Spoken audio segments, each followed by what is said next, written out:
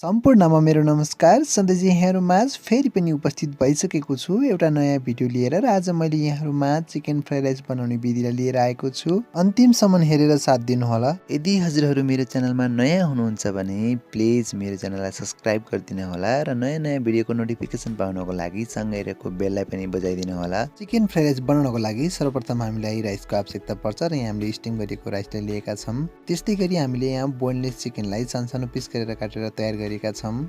साथमा हामीले थोरै हरियो मटरको सला पनि लिएका छौँ। त्यस्तै गरी यो चाहिँ हाफ बोइल गरी काटिएको गाजर, त्यस्तै गरी हाफ बोइल गरी काटिएको सिमी र त्यस्तै गरी हाफ बोइल गरी काटिएको काउली रहेको छ र साथमा हामीले थोरै स्प्रिङ ओनियनलाई पनि लिएका छौँ।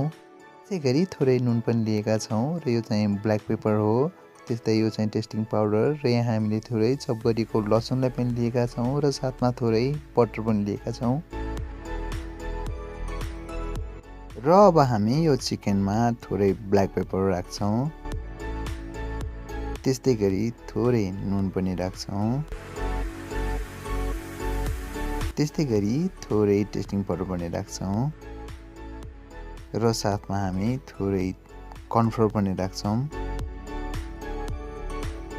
यति राखिसकेपछि हामी यसमा थोरै अन्डाको सेतो भाग पनि राख्छौँ र यसलाई राम्रोसँग मोल्छौँ।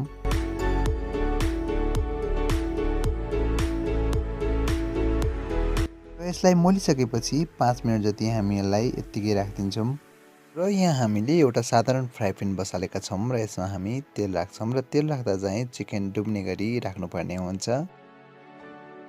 तेल हिट भइसकेपछि हामी यो चिकनलाई जुन हामीले अहिले मेरिनेट गरेर राखेका थियौँ त्यसलाई फ्राई गर्छौँ। यसलाई हालेपछि चाहिँ हजुरहरूले चलाइहाल्नुपर्ने हुन्छ, नत्र यसरी डल्ला पर्छ र यसरी डल्ला नपरोस् भन्नका लागि चाहिँ हजुरले चिकन राखेको 2-3 सेकेन्डमै चलाउनु होला। त्यसो गऱ्यो भने चाहिँ चिकन डल्ला पर्दैन। र हामीले डल्ला परेको सबै चिकनलाई छुटाइसकेका छौँ र यो चाहिँ फ्राई पनि भइसकेको छ र फ्राई गर्दा चाहिँ हजुरहरूलाई कतिको सफ्ट मनपर्छ अथवा हार्ड मनपर्छ त्यो अनुसार फ्राई गर्नु होला। फ्राई भइसकेको चिकनलाई हामी तेलबाट बाहिर निकाल्छौँ। हामीलाई डिप फ्राई गरिएको चिकन मनपर्ने भएकाले यहाँ हामीले डिप फ्राई गरेका छौँ र हजुरहरूलाई चाहिँ यसरी डिप फ्राई गरेको मन नपर्ने भए सफ्टमा पनि निकाल्न सक्नुहुन्छ। हामीले पुनः हिट अन गरेर फ्राई प्यान बसालेका छौँ र यसमा हामी थोरै तेल राख्छौँ र थोरै बटर पनि राख्छौँ र तेल चाहिँ हामीले बटर नडोलोस् भन्नका लागि राखेका हौँ। बटर पग्लिसकेपछि हामी फ्राई प्यानको सबैतिर लाग्ने गरी यसलाई चलाइदिन्छौँ। बटर हिट भइसकेपछि हामी यो चप गरिएको लसुनलाई यसमा राख्छौँ र यसलाई ब्राउन कलर नहुन्जेलसम्म फ्राई गर्छौँ।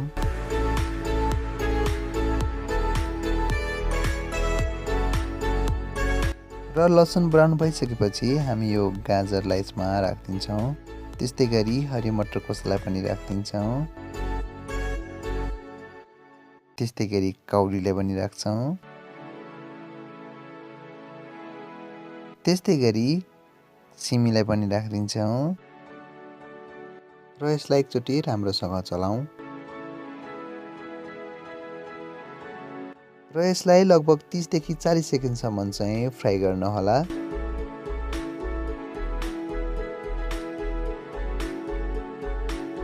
र अब हामी यसमा स्टिम गरिएको राइसलाई राख्छौँ र यसलाई एकचोटि राम्रोसँग फेरि चलाइदिन्छौँ।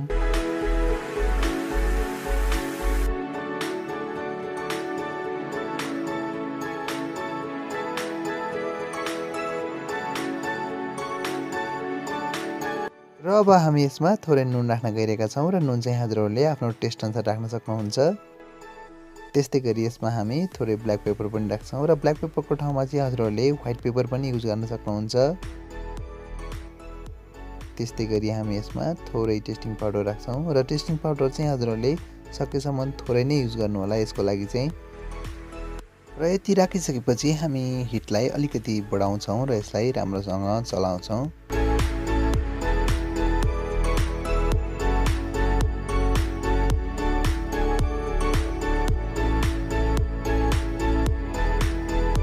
र यसलाई हामी 2 देखि 3 मिनेटसम्म चाहिँ भुट्छौँ। 2-3 मिनेट भुटिसकेपछि हामी यो फ्राई गरिएको चिकनलाई राखिदिन्छौँ र यसलाई चाहिँ हजुरहरूले अगाडि नै राखेर फ्राई गर्नुभए पनि हुन्छ।